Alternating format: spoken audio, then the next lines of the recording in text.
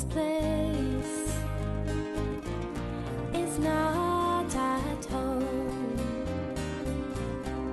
The fight for freedom, it still goes on. I took up my gun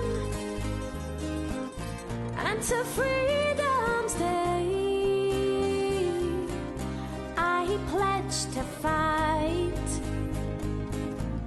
for the IRA.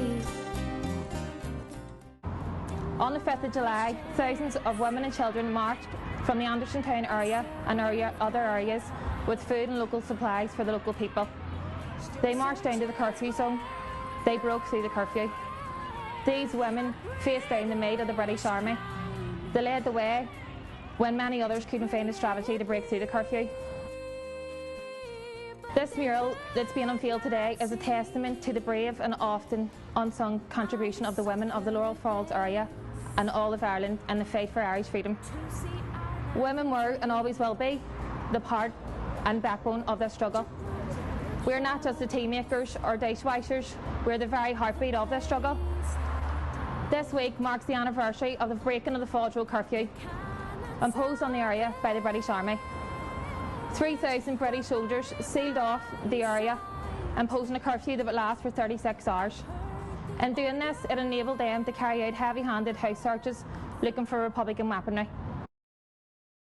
On the third day, I think this sound, this strange sound in the distance, and it was getting louder and louder by the minute, and I had no idea what it was, but all of a sudden all these people appeared outside the window. I was looking out the window out of Cypress Street. I can see all these women with kids, with prams, and there seemed to be thousands of them. They were shouting, come out, the curfew's broke, come out. And anybody was in the street at that time, we just walked out and there was a river of women and kids in the street. Well, word came up the road that all the people were kept indoors, couldn't get out for bread, milk, a lot of them had small babies. Nobody got out anywhere and nobody got even, as people said, their nose over the door. So when the word came up, Ballymurphy people decided they would have to do something about it, couldn't leave all their neighbours down there. So everybody got up, started to go out. When one crowd got to hear, the other people got to hear what's happening, we're going down to try and break the curfew, then everybody started congregating, getting stuff and going on down the road. And when we got to the bottom of the White Rock, all the other ones were coming down from the top end. Today, women more so than ever need to step forward to have our voices heard in the struggle.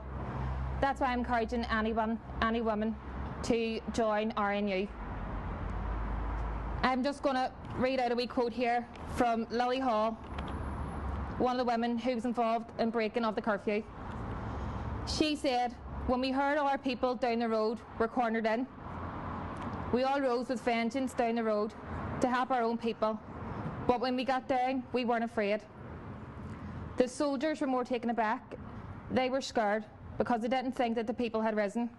We had risen and we weren't afraid. They were taken back. And I've just like that a wee quote of myself of my favourite song from the ballad in Red Farrell. A woman's place is not at home.